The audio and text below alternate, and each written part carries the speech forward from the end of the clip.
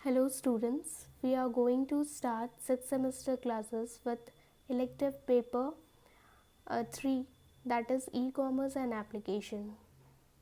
Let's start with introduction to e-commerce. In simple language, e-commerce is the process of buying or selling of goods or services through the internet. आप यहाँ पे 3 definitions दिया हुआ है. हम लोग शुरू करते हैं पहले डेफिनेशन के साथ. It is the use of internet and a web two transact business digitally enabled commercial transaction the between and among organizations and individuals. ठीक है. आप इन तीनों डेफिनेशन में अगर देखें तो दो टर्म आ रहा है, that is transact business which is buying और सेलिंग, और दूसरा online which is through the internet. तो यानी आप डिजिटली आप बाइंग और सेलिंग कर रहे हैं with the help of internet. और आप सब तो फ्रिक्वेंटली ई कॉमर्स वेबसाइट से कुछ ना कुछ परचेज़ करते रहते हैं, लाइक सेल फ़ोन, ड्रेसेस या फिर कुछ गिफ्ट आइटम्स, सो बुक्स. तो ई कॉमर्स की बहुत सारे पॉपुलर साइट्स हैं, अमेज़न, स्नैपडील, फ्लिपकार्ट, मिंत्रा, और भी बहुत सारी वेबसाइट्स हैं जो कि मेडिसिन्स वगैरह की हैं, बहुत सारे कॉस्मेटिक्स वगैरह की हैं. तो हम अगर देखें तो ई कॉमर्स इंडिया में बहुत ही अच्छी तरह से ग्रो कर रहा है, और आने वाले दिन में और भी इसकी पॉपुलैरिटी बढ़ जाएगी. बेसिकली अगर हम देखें तो डिसएडवांटेजेस हैं, लेकिन अपार्ट फ्रॉम दैट एडवांटेजेस भी अधिक हैं. इसलिए ई कॉमर्स वगैरह वेबसाइट्स को काफ़ी पसंद किया जाता है. आप इसकी हिस्ट्री के बारे में जानेंगे कि ये शुरू कैसे हुआ, और लेकिन हम लोग इन टर्म्स ऑफ इंडिया ही देखेंगे कि कैसे शुरू हुआ और क्या. तो let's start with the history.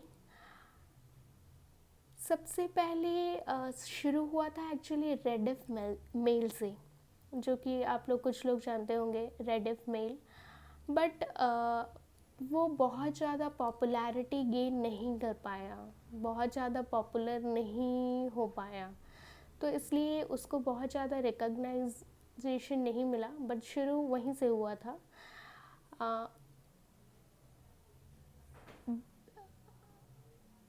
एक वेबसाइट्स था that is for a male and all. But अगर आप बात करें तो which is being very popular, अगर देखें तो हम लोगों का ई कॉमर्स जो साइट है that is first is IRCTC, that is a Indian railway reservation site. ये बहुत छोटे प्रोजेक्ट के साथ शुरू किया गया था. नंबर ऑफ़ यूज़र्स कम थे जब शुरू किया गया था. बाद में पता चला कि यस, इसको बहुत लार्ज स्केल पे डिप्लॉय किया जा सकता है. लेटर ऑन जब लगा कि यस सारा डेवलपमेंट वगैरह each and everything is fine, तब इसको बहुत लार्ज स्केल पे इसको डिप्लॉय किया गया. और हम लोग देख ही रहे हैं कि इंडिया के किसी भी कोने से या कहीं भी बैठे आप टिकट बुक कर सकते हैं. Yes, it's a E commerce site, doubt नहीं होना चाहिए.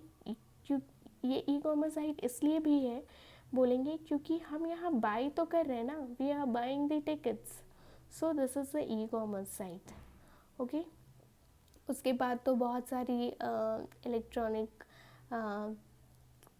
कॉमर्स साइट्स बहुत सारी आई, और अभी भी आ ही रही हैं, छोटे बड़े स्केल की ई कॉमर्स वेबसाइट्स आ रही हैं। मेडिसिन वगैरह परचेज़ करने के लिए भी बहुत सारी ई कॉमर्स वेबसाइट्स आई हैं। तो इस तरह से ई कॉमर्स इंडिया में बहुत ज़्यादा ही पॉपुलर पिछले कुछ सालों में हुआ है और आगे आने वाले सालों में भी बहुत ही ज़्यादा पॉपुलैरिटी और गेन करेगा। अब नेक्स्ट हम कवर करेंगे the difference between e commerce and E business. अगर हम इसका सिंपल डेफिनेशन, अगर इसको सिंपल टर्म में समझना चाहेंगे तो ई कॉमर्स है बेसिकली बाइंग और सेलिंग थ्रू द ऑनलाइन। मतलब आप ऑनलाइन कुछ भी आप बाई कर रहे हैं या फिर सेल कर रहे हैं।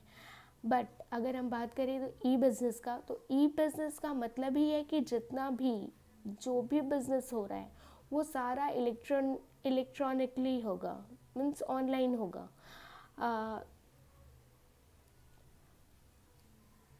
हम बोल सकते हैं कि ई कॉमर्स जो है वो सबसेट है ई बिज़नेस का, ठीक है। क्योंकि ई बिज़नेस में सिर्फ बाइंग और सेलिंग ही नहीं रहता है, बहुत सारे और भी प्रोसेसेस रहते हैं जो ई बिज़नेस में आते हैं। बट क्योंकि ई कॉमर्स में बेसिकली बाइंग और सेलिंग ही होता है, इसलिए हम लोग बोल सकते हैं कि ई बिज़नेस जो है वो मेन सेट है और e-commerce is a subset of that. Later on we'll cover more topics of e-commerce. Thank you.